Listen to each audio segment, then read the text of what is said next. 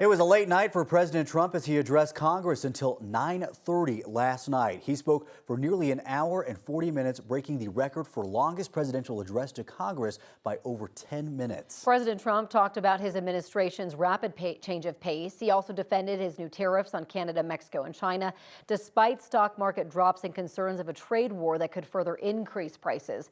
The president asked Congress for more funding for mass deportations and border security. He also defended his handling of the Russia-Ukraine conflict after a contentious meeting with President Volodymyr Zelensky last week. Trump went on to praise Elon Musk during his speech in the Department of Government Efficiency for slashing the size of the government. Some Democratic lawmakers invited federal workers who have been laid off as their guests for the speech, including Colorado Representative Joe Neguse. Neguse says he's been asked to lead a task force on litigation, responding to, quote, the unlawful and unconstitutional and unprecedented actions that the Trump administration has taken in the last 6 weeks. 203 House Democrats under our leadership initiated an amicus brief at the trial court level in the Consumer Financial Protection Bureau case at the district court. And, over the course of the coming weeks and months, we're going to have to continue to be creative and strategic about how we respond to these unlawful directives and agency actions that are really harming Coloradans. We reached out to Republican representatives from Colorado to comment on the president's address. They declined to talk to us. Democratic Senator Elisa Slotkin from Michigan delivered the Democrats' response. She accused Trump of pursuing, quote, unprecedented giveaway to his billionaire friends.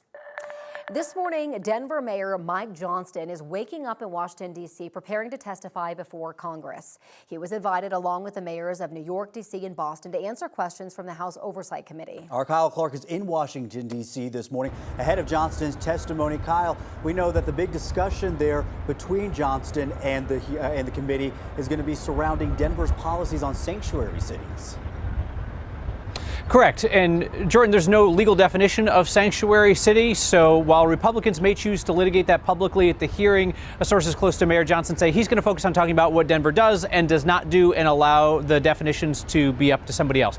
Here are three things that I'm watching for today. First and foremost, does Denver signal any kind of change in direction from its current policies, which limit immigration enforcement and cooperation with ICE to cases where they have a warrant or there's a violent criminal involved? That would be really surprising because the mayor has told us before he doesn't apologize for anything that Denver does. Two, do Republicans signal what happens on this issue after the hearing? Johnston and these other mayors have to run the gotcha gauntlet where everybody's looking for a made-for-TV soundbite. But the more impactful action would be if congressional Republicans try to strip away some of the $99 million in federal funding that Denver is due to receive in 2025. And lastly, can Mayor Johnston avoid becoming the main character today? Again, this is made for sound bites. It's made to be put up on social media. He'll be up there with three other mayors. Can he let them take some of the brunt of the attacks, avoid his natural tendency to try and debate people and convince people, and just kind of fade into the wallpaper a little bit, let somebody else be the focus? Corey and Jordan, that could be tough, right? Because Mayor Johnston is facing a situation where Republicans and the Trump administration are fixated on Aurora, Colorado as the face of the migrant crisis. Trump talked about it last night, so Denver will be a very tempting target. Well, and Kyle, just to be clear, he wasn't subpoenaed to go there today, right?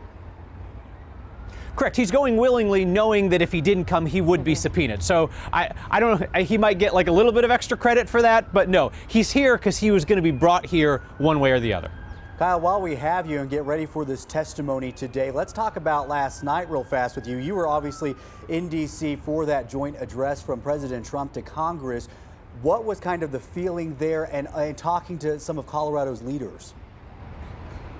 I think a lot of the feeling was that Republicans are overjoyed. They're jubilant, right? They feel like Trump and their view of America is on the march.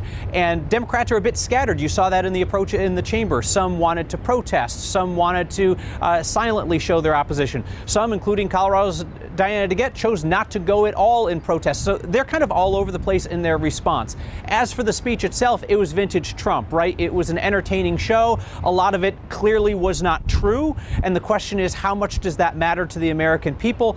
And are they interested in a lot of the culture war issues that were front and center last night? Or are they more concerned with the economic issues like cost of groceries, cost of gas, tariffs that featured towards the middle or the back end of the speech?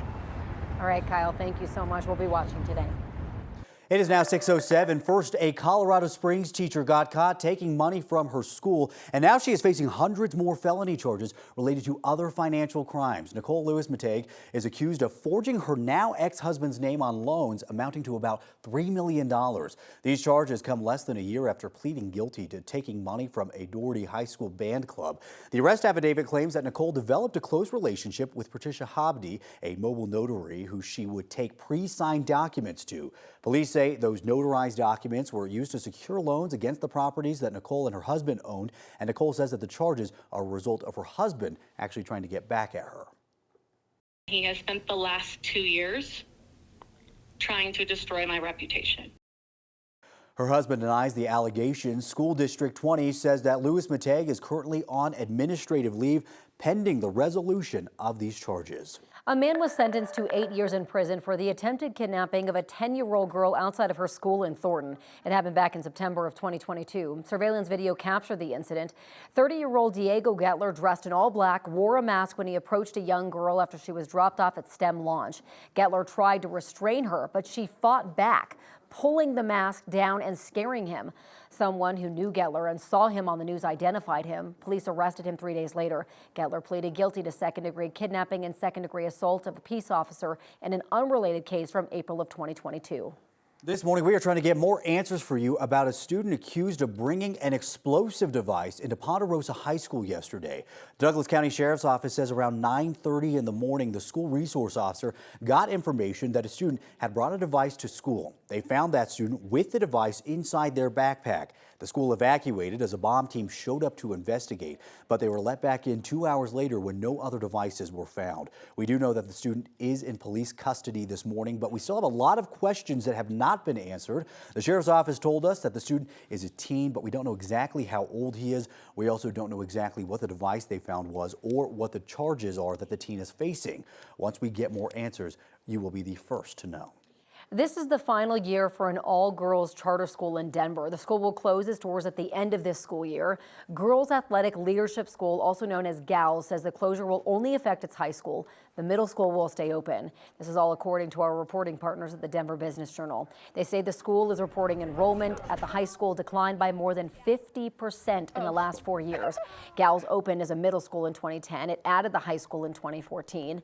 GALS says it will work with other charter schools now to enroll its future high school students. A library in Denver's Northeast Park Hill neighborhood is now back open after a year and a half of renovations. The Denver Public Library posted this video on Facebook showing off the improvements to the Pauline Robinson branch.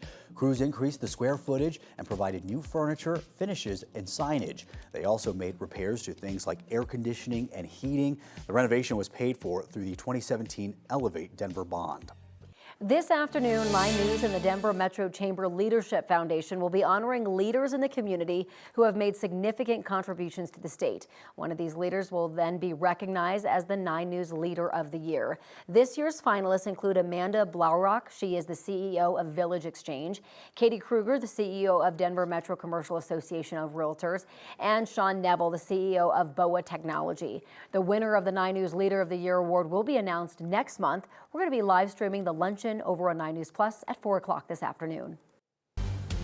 And weather-wise, we're getting a little bit of light mountain snow right now, but the main event in terms of mountain snow moves in tonight. We've got a long-lasting winter storm watch that goes into effect this afternoon, and that will go. That'll last all the way through tomorrow and Friday. And by the way, this will likely be upgraded to a winter storm warning later on today for us across most of the mountains. A widespread 8 to 20 inches of snow. Most of that falls tonight and tomorrow. In Denver, though, we likely get some snow on Friday. I'll have details on that in my full forecast. Brianna. Chris, thank you so much. We just got brand new information coming into our newsroom. Weld County, and according to Colorado State Patrol, they said that this is all because at just before midnight or just before 1 a.m. this morning, Colorado State troopers stopped a black Honda Accord for speeding. While during that traffic stop, they saw evidence of some drugs, and the suspect alluded to the fact that there was a pipe bomb inside of the vehicle as well.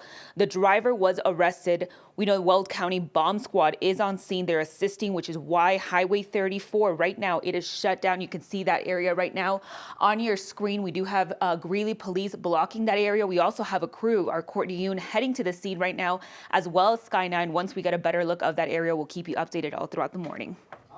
Thank you.